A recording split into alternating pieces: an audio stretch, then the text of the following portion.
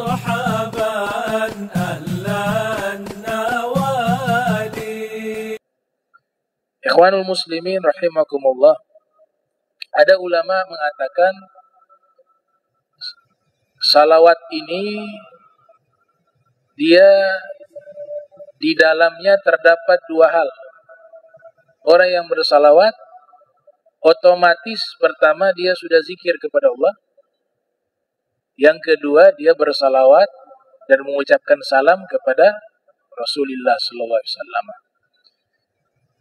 Karena di awal salawat itu kan ada lafaz Allah, Allahumma, ya Allah.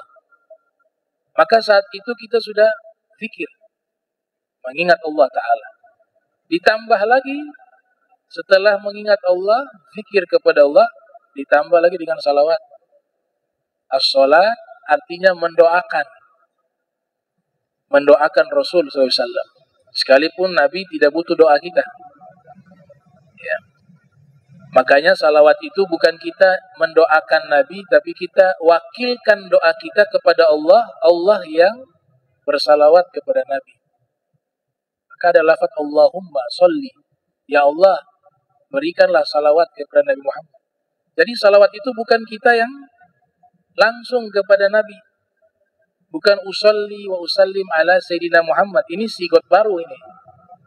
Sigot aslinya yang Nabi ajarkan, Allahumma, ya Allah berikanlah salawat kepada Nabi Muhammad. Berarti yang salawat adalah Allah Subhanahu wa Ta'ala. Saking mulianya pangkat derajatnya Rasul, sehingga lebih layak yang memberikan salawat itu bukan kita, tapi Allah Ta'ala.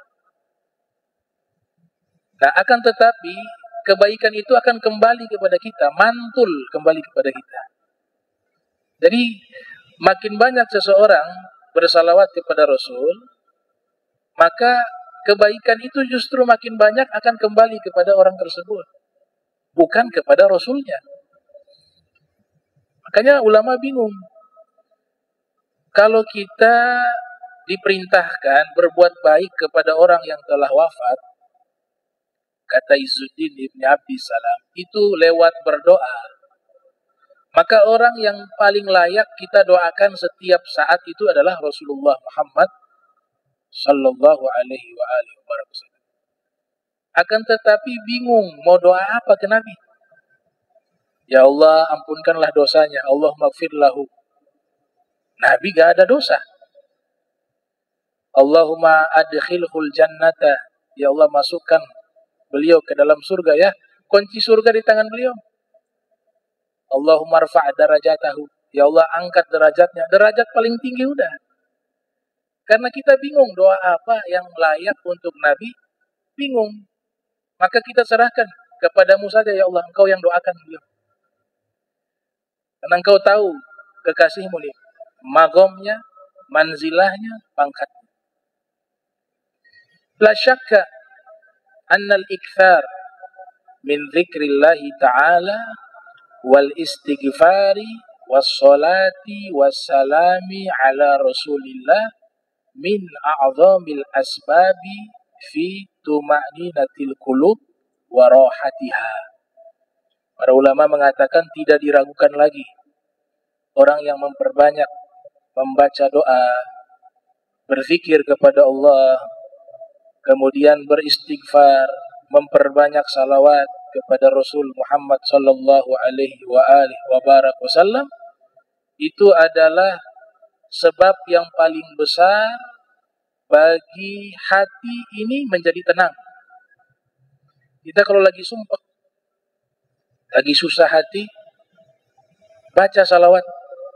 Tapi dengan catatan al-ikthar, memperbanyak. Ya. Begitu pula zikir. Ketika lagi sumpah ini hati, baca zikir dengan banyak, secara otomatis hilang itu sumpah. Dengan catatan al-ikthar, memperbanyak. Dan ini sesuai firman Allah Subhanahu wa Ta'ala di dalam Al-Qur'anil Karim di surat Ar-Ra'd ayat 28, di mana Allah Ta'ala berfirman, alladzina amanu wa tatma'innu qulubuhum bi dzikrillah, ala bi dzikrillah tatma'innul qulub. Orang-orang beriman itu hati-hati mereka tenang. Dengan apa hati mereka tenang? Dengan menyebut nama Allah, dengan mengingat Allah. Ketahuilah bahwa dengan mengingat Allah, hati ini menjadi tenang. Jadi langsung al-mansus fil Quran, dinaskan di dalam Al-Quran bahwa memperbanyak zikir menenangkan hati. Dan orang kalau banyak zikir, banyak bersalawat, ini yang jarang dipahami nih. Bukan hanya hati tenang, tapi kalau kita banyak zikir, banyak salawat, itu al-mazkur, al-maktub fil qalb. Yang kita sebut-sebut itu akan menetap dalam hati. Al-mazkur Allah, yang kita sebut Allah. Setiap hari, nama yang paling banyak kita sebutkan, lafzul jalalah. Maka nama itu lama-kelamaan akan maktub fil qalb. Tertulis dalam hati. Makna tertulis bukan secara zahir. Begitu juga kita memperbanyak bersalawat kepada Rasul. Maka al-maktub fil qalb. Rasulullah namanya tertulis dalam hati.